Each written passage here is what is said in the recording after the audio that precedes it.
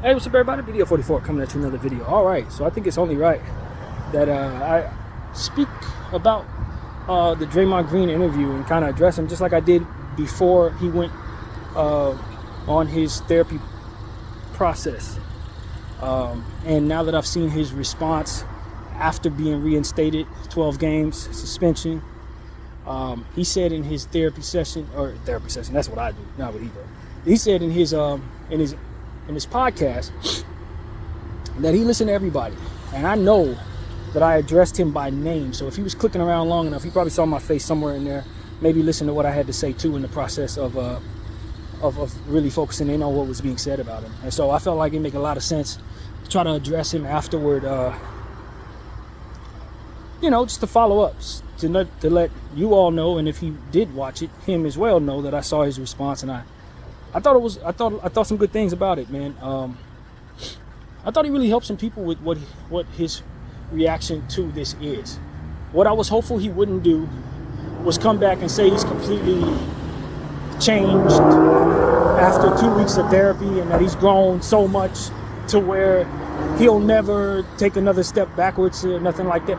I was hopeful that wouldn't be his reaction to what happened there, because at the end of the day, he did start the process of going through getting therapy, but just the same, it's a process that needs to be dug into over the course of a time, not just something that can be done within the parameters of somebody else's timeline for you. You can start that process, but growth is a continuous process, not just something that you do for 12 weeks and then you're good to go, or whatever it would be.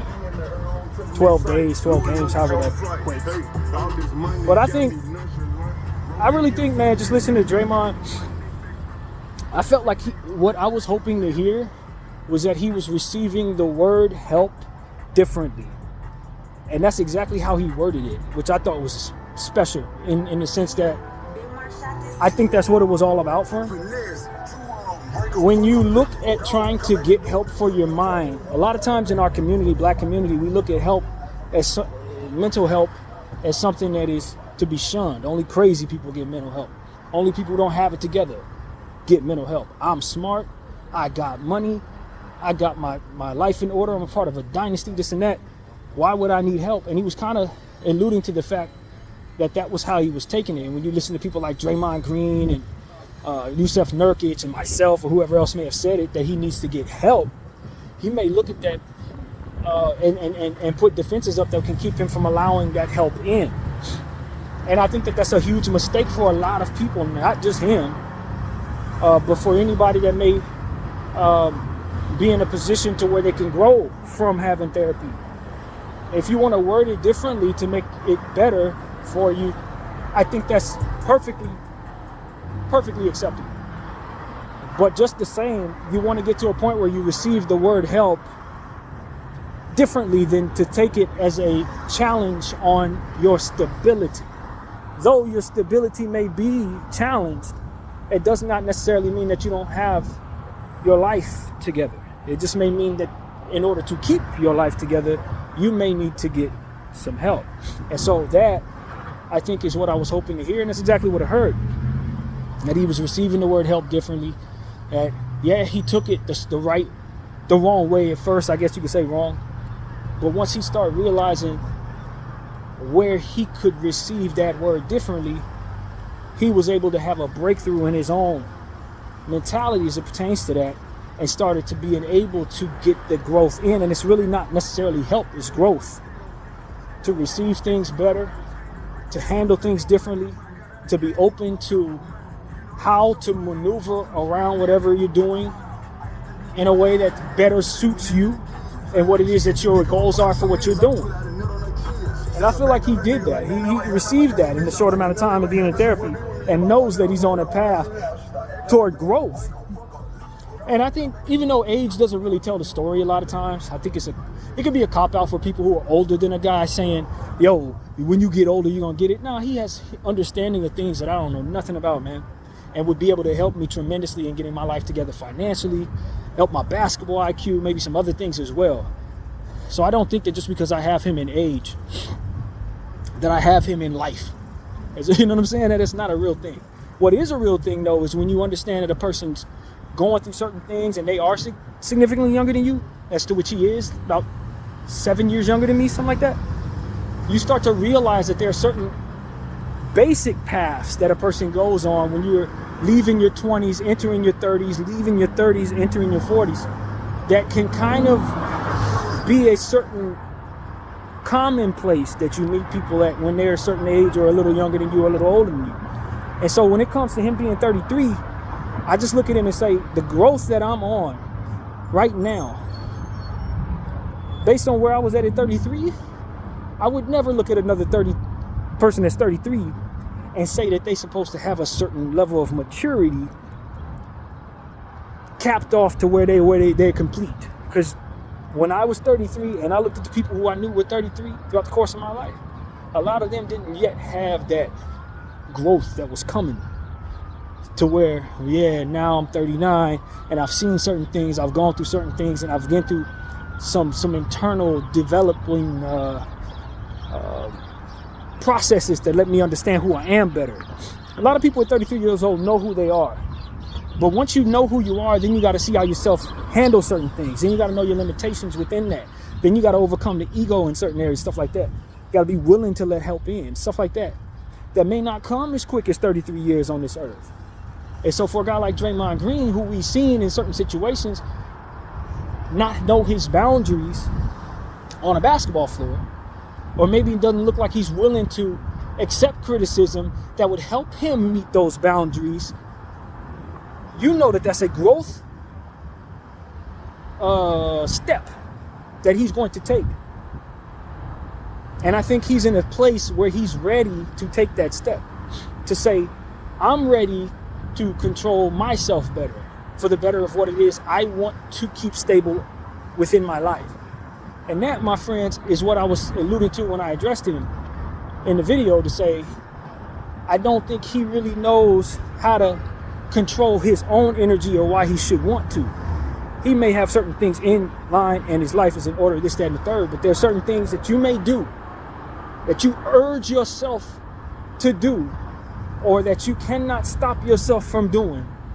And the only reason why that cannot is actually the truth is because you do not know that you should.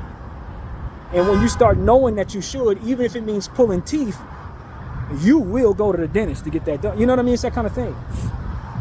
And I think it took this for him to understand where it's necessary to start getting rid of the rotten teeth, you know what I mean? And controlling his energy and harnessing his energy in such a way so that he's not harming himself and harming the things that his legacy and what it is that he wants to be, have stable in his life. And so that's what I was hopeful to would see, that him get through this and say, now I'm ready to see where my boundaries can be met. If I'm walking that line and I step over that line, I need to now properly desire to not, rather than to simply let myself do so and then resent people telling me they don't appreciate me doing so. You see what I'm saying? 33, you may not be ready to do that. 39, you've already learned you should have been doing that. Whether you figured it out or not, you know you should have, because you done bumped your head stepping over that line enough times, been shunned enough times to know that that line should have not be something that you're comfortable stepping over. You see what I'm saying? Just harnessing your energy and knowing why wisdom should be something that you desire within yourself at all times to really respect, obey, and seek.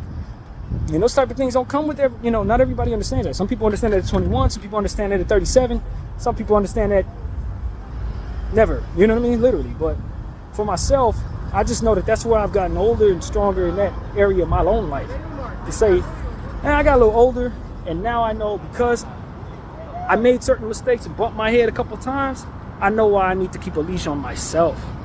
I ain't waiting for nobody else to put a leash on me. I'm certainly not, telling people, don't tell me what to do. Now it's like, I done stepped over the boundaries.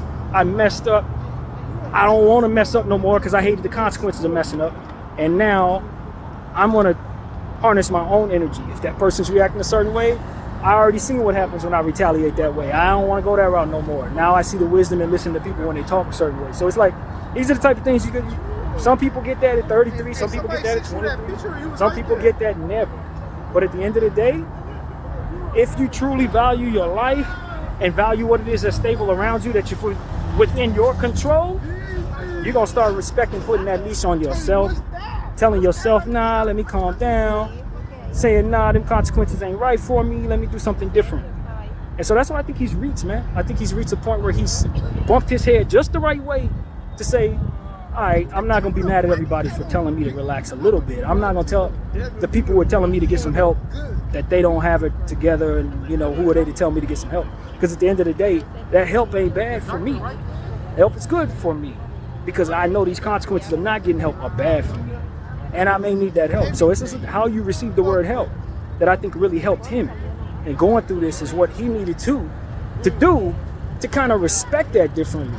And that's just a natural progress of becoming older, becoming a person of age, becoming a person who wants to not lose everything you have. Sometimes you got to risk everything you have to know why not allowing yourself to do so is something you should desire.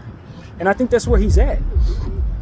They start suspending you, start telling you, hey, yo, we think you need some help. You look unstable, this, that, and the third. You don't like how that reflects upon your reality. You don't like how that looks when it's being pointed at you in every direction. And so you don't shun the word help the same way you did before you went through this experience. Now you see help as something that could really be a motivator to keep you out of these type of experiences and to give you a better reputation about yourself so that people aren't looking at you like you need to get that help because you already are seeking it on your own. So that's what I took from it. And he reached that space. And when addressing him in the video that I made beforehand, that was exactly what I was hoping he would do, is want that for himself so that he doesn't lose what it is that he has, so that people aren't trying to take it from him. You know, a lot of times people like that who have a short temper, they're marks. And I didn't want to be disrespectful when I used that word. And I felt like when I was listening back to it, he might have not wanted to hear any more I had to say after saying that, because that has a certain connotation in our culture. You a mark, that's like disrespectful. But when you consider what it is, you are actually someone that is being marked to be taken advantage of, to have your wealth taken from you, or what have you. And so it is a disrespect in a sense, because you do not want to be a mark. What you want to be is somebody who people will never try that way. Because if they try certain tactics that they will use on marks, they will be identified, and then from there, they won't get from you what they think they're going to get. And that is, my friend, what I was trying to allude to in addressing Dre. You don't want to be somebody that people are targeting because you have a short fuse, and now they can get 7, 8 different people together, try to push your buttons so that you end up hitting all of them, and they can sue you for everything you got. You don't want to be a mark in that way. You don't want to be the person that some woman comes around, can say, oh, he did something to me, and people believe it automatically because your representation, how you act, and your reputation is someone that doesn't necessarily hold themselves to be as responsible with their energy. You know what I mean? And so this is what I was talking about in regards to Miles Bridges too. It's like, when you welcome certain energy into your life and you're a certain type of wealthy, you got to understand that there are people out here who are desperate enough to come together, to wait as long as it takes to get it from you. And if you show certain types of weakness, or certain types of traits that they can push certain buttons and get you to snap, then you're the mark. They got you. You know what I mean? They can get you. And so that's what I was alluding to when addressing Dre. It's like, yo, he a mark. So long as he doesn't harness his energy in such a way to show me that he's not a hothead. So long as he doesn't put his energy in a position to where people look at him and say, yo, that's somebody I could take advantage of. That's somebody who doesn't really have a mind in a space where they're protecting all that they have. You see what I'm saying? You got to protect what you have, especially if you have a lot to lose. And in the case of Dre, I felt like he was in a position to where he could be marked as someone who doesn't, and then from there be taken advantage of outside of the game because of his short fuse on the court and his inability to know what lines he shouldn't step over on the court. Now, he alluded to the idea that most of the, if not all of the times, his worst shows up is on the basketball court. But I could argue, if you can't control yourself within the lines of what it is you're paid to do, then maybe you haven't realized that it bleeds into other areas of your life until you find yourself in situations where it already has. And so that's what I would tell him now. It's like, since you're open-minded to getting help, maybe be open-minded to the idea that maybe the control that you're looking for, or that you perceive yourself to have, may only come to a point. And maybe you haven't had experiences to where someone would actually push those buttons But if they were to, maybe what does show up in your worst fashion on the court would then show up off the court, and it just maybe hasn't happened yet.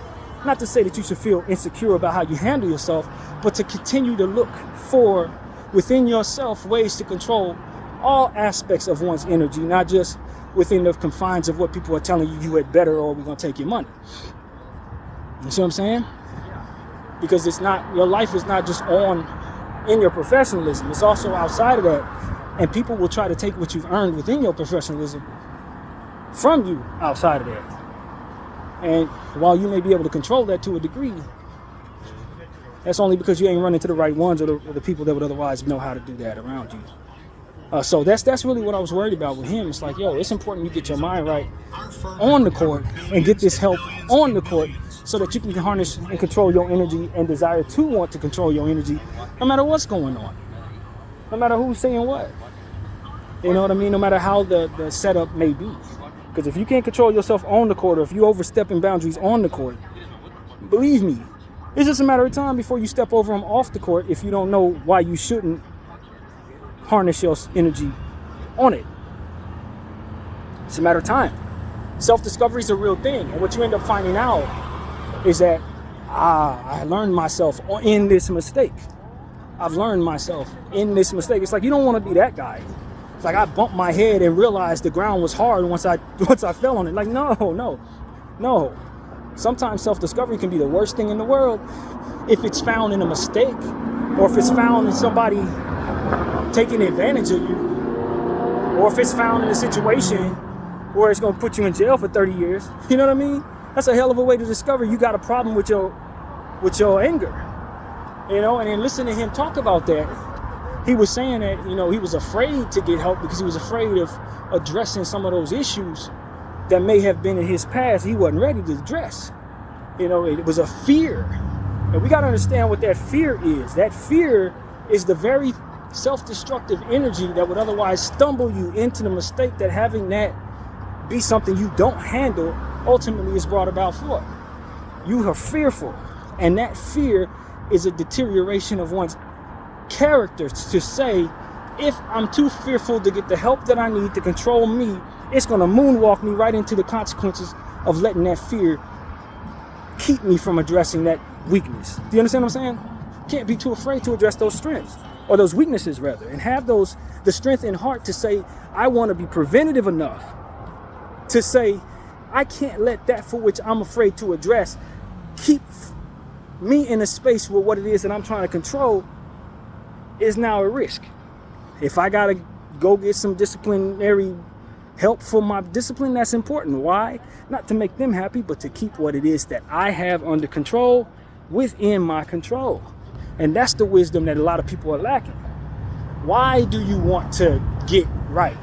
Why do you want to learn how to manage your money? So that you don't lose it, and so that you don't go through the consequences of what comes with not having your money anymore. You know what I mean? That's why knowledge is important. Wisdom is important, because it can be preventative in a sense to help you keep from running into mistakes that should never be made. You know what I mean? And we got to simplify it to say, are we going to be the baby that touches the stove, or are we going to be the baby that listens to mommy when she tells me not to touch the stove because the stove is hot? It gets much more complicated than you're a grown person, but it's not. Because everything is a damn stove. And either you're going to have self-control and trust the wisdom around you to tell you not to touch it, or you're going to burn yourself. And you're going to learn that way.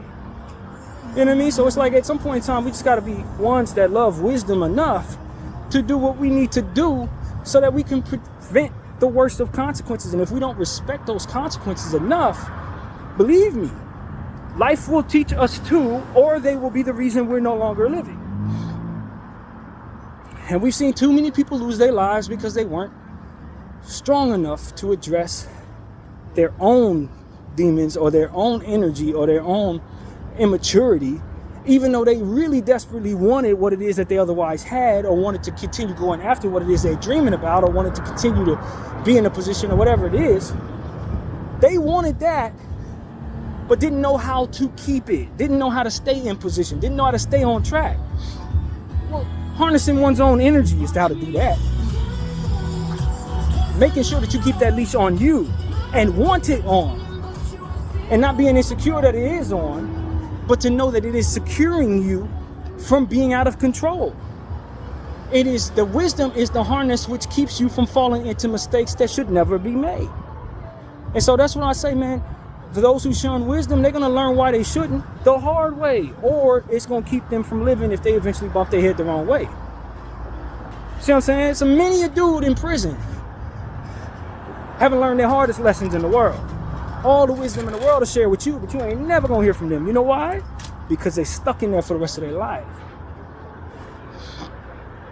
So they don't get to tell you this.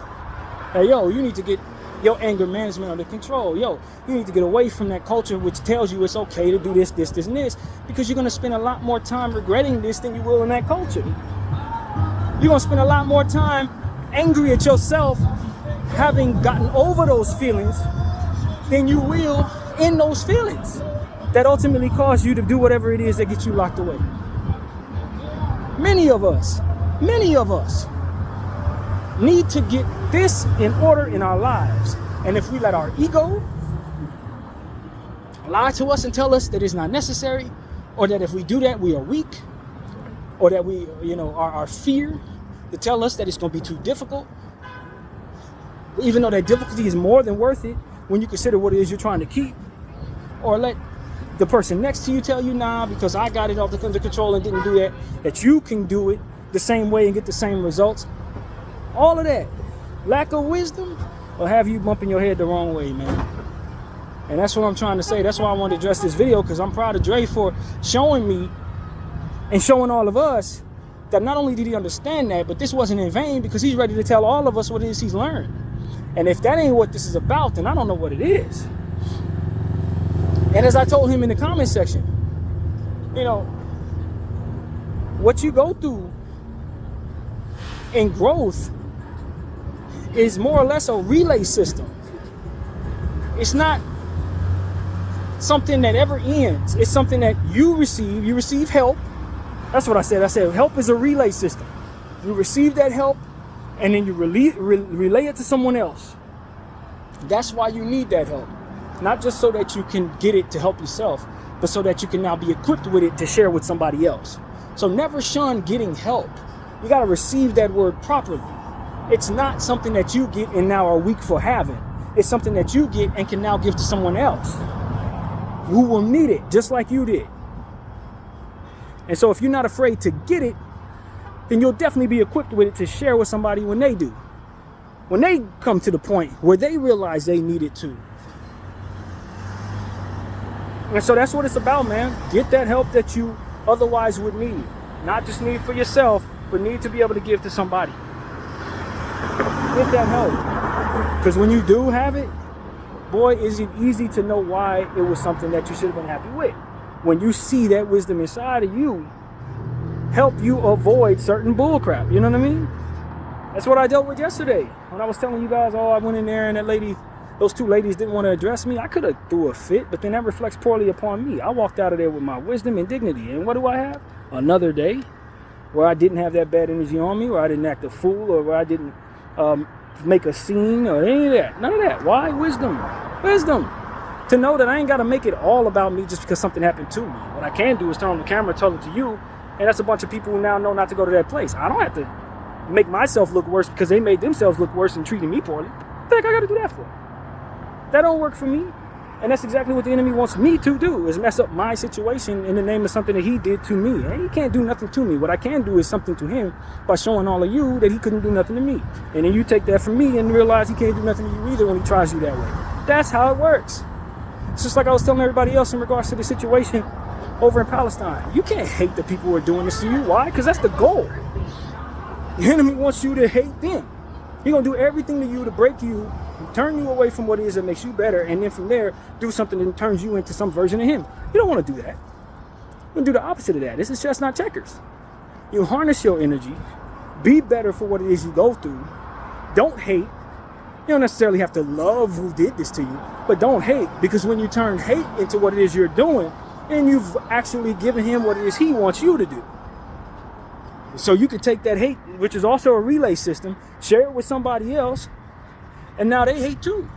And they, without the wisdom that comes with being loving, are taking the hatred, which is really something that's meant to deteriorate everything it touches, including what's holding it, and then share that with somebody else. It's a destructive tool. And if you're trying to build something, if you're trying to hold on to something, if you're trying to keep your strength, if you're trying to keep your dignity, you're trying to keep your responsibility to the world around you intact, oh, hate is just going to deteriorate that.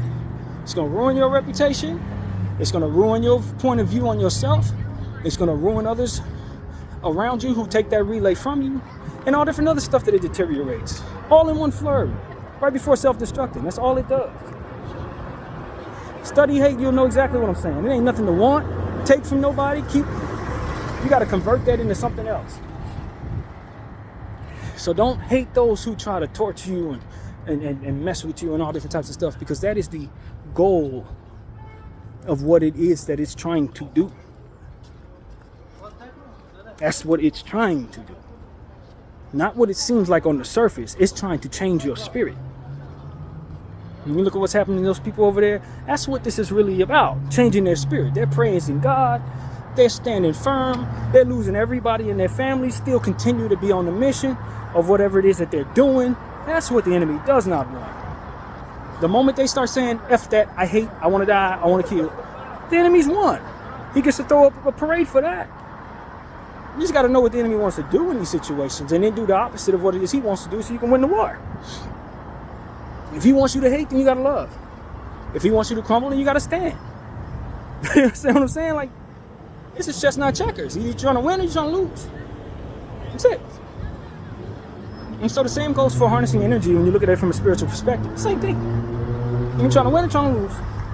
If you're trying to win, then my friend, you cannot do what the enemy wants you to do. And in any case, facing your fears, if fear is a facade, it's the pathway from which your destruction will go through. It's the path that leads you to not harnessing your energy. You don't want to be on that path. Face that fear, and you walk straight through it like plexiglass. And then from there, you find yourself on the other side of success. But as long as you're too fearful to get the help that you need, or as long as you're too fearful to do what otherwise the enemy would want you not to do, then of course you're going to play right into the enemy's hands, deteriorate, be unwise, and everything that comes with that. So that's what I'm here to share with y'all, man. That's why I wanted to address this video, because I thought that he really alluded to the idea that he could walk through that plexiglass and stay on the path of getting help without actually thinking that it's something that he needs to do right away. That help don't come overnight. You don't have to just, all right, I got it, boom, we good. Nah, not at all. It takes time. And when you fall off the wagon, that's not failure, because the wisdom is now with you.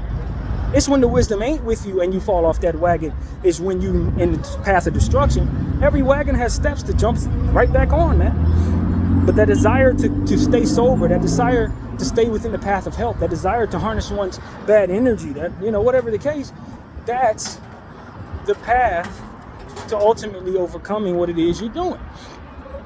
You're not going to tell yourself you can't shoot just because you miss a shot. You're going to keep shooting and improve your form. No different than falling off of a wagon when you're trying to overcome some type of addiction or trying to get some help, or maybe you got an anger issue, you might have broke something in a fleeting moment. You go back and get some therapy this week, and next week you won't be as quick to break that same type of thing. But you got to stay patient with yourself on that path. And you can't give up when you have setbacks, because that's exactly what the enemy wants you to do. Think that it's absolutely futile to do the work, which it is absolutely not. You got to overcome that lie. What's the use? I'm going to always be like this. All right, and the enemy's always going to win. And thus you're going to always have a path to what it is that you want to stay in place in your life, be okay, not being okay. All the stuff that you want to be cool in your life, all the things you want to keep in place, your kids and how they view you and the time you'll be able to spend with them based on your freedom, all of that at risk. If the work holds no use. If the work holds no use. You see what I'm saying? You can't let it lie to you. All it wants you to do is quit. All it wants you to do is crash out. All it wants you to do is shun wisdom. That's all it ever wants. It's for you to fall, and so fall in love with the work. You understand what I'm saying? Fall in love with staying on board. Fall in love with knowing that you may have setbacks. Celebrate that you don't, but do not quit when you have that, because that's part of that journey of growth. It's It's part of being a human being. It's knowing that you are not perfect. So why would overcoming addiction or overcoming an anger issue or overcoming bad choices and choosing people to be with, all this stuff, why would that be any different? Why would you have to be perfect in that area if you're not going to be perfect in really any other? I never knew. I'm just looking at something. I never knew that they put all of the Beatles stars in conjunction with one another. I'm walking fast. I'm seeing John Legend, George Harrison. Like, wait a minute. Hey, look at this. I've lived here all my life. I didn't. Lennon, Harrison, Ringo, Paul, and Buddy Holly. Like, whoa, Buddy Holly wasn't part of that. I never knew that. Natalie Cole, she was sweet to me, by the way. Shout out to Natalie Cole. Rest in peace, Natalie. Her when I was about 4. When I was like 4 years old, did a commercial with her at the daycare center I was at with a bunch of kids and stuff like that for 1995 Super Bowl, Dallas Cowboys. Tina Turner, rest in peace to the great Tina Turner. See, this is one of the things where it's like, you walk these streets your whole life, but you literally never look at the stars because it's just that. And you walk your whole life and you never think twice of it. These are the streets I've walked in my entire life, so I don't think nothing of these streets. Duran Duran. Shout out to Amy Harbor. I know that's her favorite group. She's also on the list, the homegirl I used to work with. You know what I'm saying? These are the type of things, it's like, we don't pay attention to this stuff from these streets. But this is one of the streets that I walked a million times in my life, man. This is an area I know all too well. All too well, man. But yeah, man, I just want to tell y'all, man. I'm Saginaw, Michigan, and maybe overstepping in lines of what otherwise would seem crazy to step over in my shoes may seem like what would be necessary in the streets he's from. But at the same time, once you get up out of those environments, you got to know what works and keeping yourself from becoming a mark in different areas. Keep yourself from being a mark when you have a lot. And even though he's been rich for a long time, it's easy when you get rich and stay rich to forget what can part you from your wealth. And one of the things that can part you from your wealth is doing things in an unwise way as it pertains to controlling yourself. You understand what I'm saying? And success can give you the guise that is no longer needed for you to work on self. And boy, it's right up there with fear. That's a plexiglass mirror that'll keep you from walking down the path of success. I kid you not. Gotta always work on self. And the older you get, the more times you bump your head, the more you realize that working on self is something that just comes with life. No different than falling off a wagon. No different.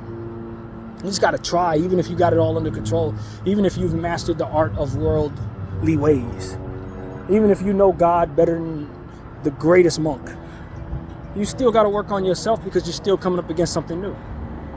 The enemy's still gonna try to find a new way to attack you. And so if you're not working on self, if you think you're perfect, he got you exactly where he wants you. I'm perfect now.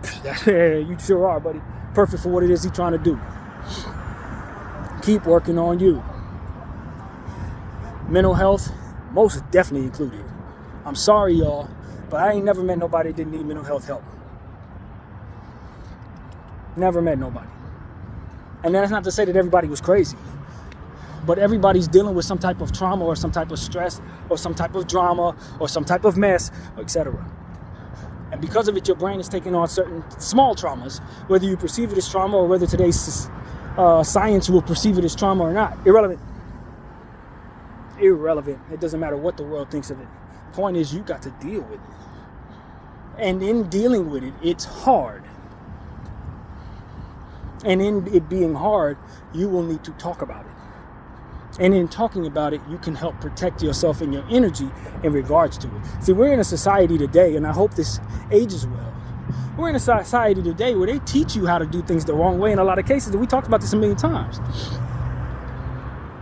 Culture, especially black culture, is meant to, they're teaching us how to spin the block on one another, how to put substances in our body that's going to deteriorate our mind, how to welcome materialistic energy into our lives, which is going to put us at odds with others. You know, like literally, they're trying to teach us how to hate one another.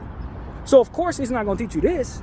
So if you're following what's laid out flat for you, either you're going to go along with that, or you're going to feel like you're on the outside of being on the in crowd because you don't go along with that. We got to create a new culture for ourselves to say, no, I'm not rolling with that.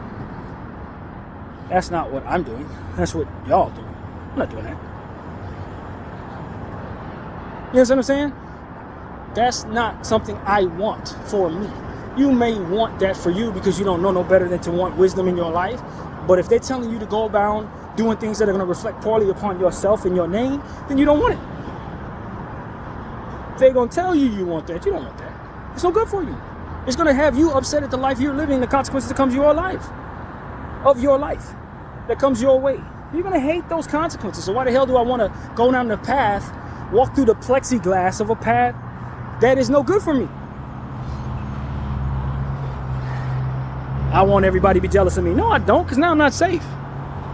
Let me make these people mad at me. Why the heck I want them mad at me? I want to be able to not have to look over my shoulder everywhere I go. How the hell I'm going to do something that's going to make people mad at me and now have them angry at me and trying to... Like, it's bad enough. You just got to live in a world where you mind your own business. You got to look over your shoulder. Now I'm going to do things that's going to initiate other people's angst toward my life. Why the hell do I want to do that? Well, the reality is because they put that in your heart by way of the propaganda and the music and the video games and all this, to where you're doing things that reflect poorly upon you. Just because they tell you that's what you want in a million different areas. I don't want none of that, because I like living happy. I like living free. I like living without consequences that don't reflect positively upon me. I like not being stressed out. I like being happy. So if I'm going to do things that's going to, by way of the nature of those things, bring forth the opposite of that happiness, then I'm going to hate what it is that my life ultimately comes because of it.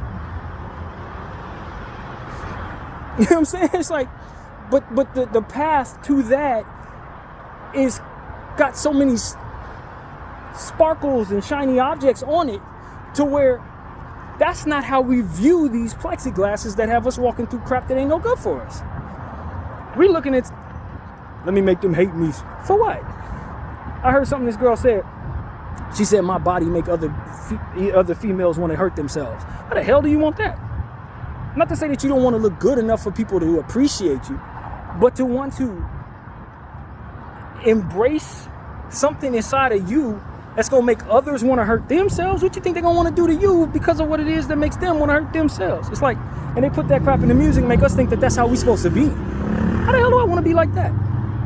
And then I got to look over my shoulder every couple minutes because what I am makes people hate me, and I'm supposed to want that? So I'm walking around with boast on top of that? I'm asking the world to attack me. Can I protect myself possibly? No, they ain't teaching you how to protect yourself. They just teaching you how to weaponize the world around you by way of the culture that they asking you to belong in. And you got to ask yourself, who's investing in this? Who's investing in this message that's going to make my sister want herself to look so good to where other people want to hurt themselves based on how she looks, and even put that thought in her head to be that conceited? Like, it's like, yo, man, none of this reflects positively upon me. It's going to make me be in a world that I hate around me, and ultimately one I can't even survive in some cases. You don't want that culture. That culture is bad for you. They hate you. Those who invested in that culture want you to die. Just like those who invested in cigarettes for you to smoke so you could die. Just like those who invest in terrible food so that you can eat it at a gluttonous rate and die. They don't mean you no good. So to bring forth a desire to not properly look at what they're doing as a means of being op to you, as opposed to what it is they're telling you your ops are, who actually don't really mean you no harm unless you do certain things that are going to promote within you a reason for them to hate you and want to harm you. Otherwise, they're going to leave you alone walking down the street 9 out of 10 times. Or something that's going to make yourself look so much of a mark to where they're going to want to rob you because of all that flashy stuff you got on, for which if you didn't have that on, they'll leave you alone and you will live a healthier life just as rich as you are underneath. But because they're telling you how to make yourself something they would never make themselves, which is in danger, you're going to walk around thinking that's what you should want for yourself. You don't want none of that. That is devilish energy that wants to destroy you, keeping you from making more people tomorrow, from which if you were able to overcome that and make those people, they're going to put that same hate on them, try to destroy them, keep them from having your grandkids. You understand what I'm saying to you? We got to learn how to walk around those cultures that aren't meant for no good for nobody but those who want to see us off the earth. These cultures aren't meant to do nothing but destroy us. That is genocide by way of the culture that we would welcome in our own. They don't want to outright shoot us in the head. They want us to shoot each other, but it's still their suggestions of doing so. So when I tell you to harness your energy, I understand that when I address a guy like Draymond Green, just like myself, he's from that culture. Let me stick my chest out. Let me step over that line. People ain't gonna bother me. No, they're gonna bother you because now you are from whom needs to be challenged in order to be the biggest, baddest wolf. And guess what this propaganda is teaching us to do? Be the biggest, baddest wolf. So if I'm going in the yard and I want to be respected, I gotta be willing to knock your ass out, bully. You see what I'm saying? You're a mark. You think they ever gonna allow themselves to be in those circumstances? Hell no, they want you in them circumstances. They don't want to be there. They want you over there because they fear you and they hate you. And they're gonna be over here where the grass is green, the sky is blue. And the water is even more so blue. Do not buy in to that in any way. Harness your energy, live your life, embrace true wealth, which has nothing to do with making other people feel worse or want to hurt you or whatever the hell that is. That's going to give you more time free to enjoy the same things that they want to enjoy. Because the enemy don't never want you to enjoy what he enjoys. Because he don't enjoy a whole lot of anything in the deep down. The enemy just wants you to bring everybody to the hell he's from. That's it. And when you look at it through a spiritual lens, you overcome that shit.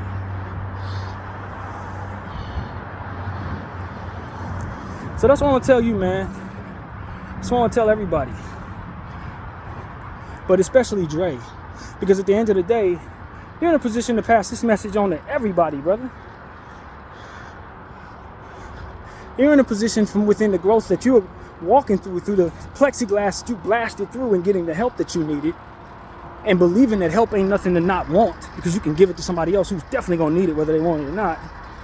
Then you know that you can survive this life despite things being propped up against you to be an example of how to do things the wrong way for people that won't be able to protect themselves as well as you. Because they ain't going to have that money. But they are going to want to be a big bad wolf on the block. Shunning help, knocking people out. You know what I'm saying? Because it worked for Dre, it's going to work for me.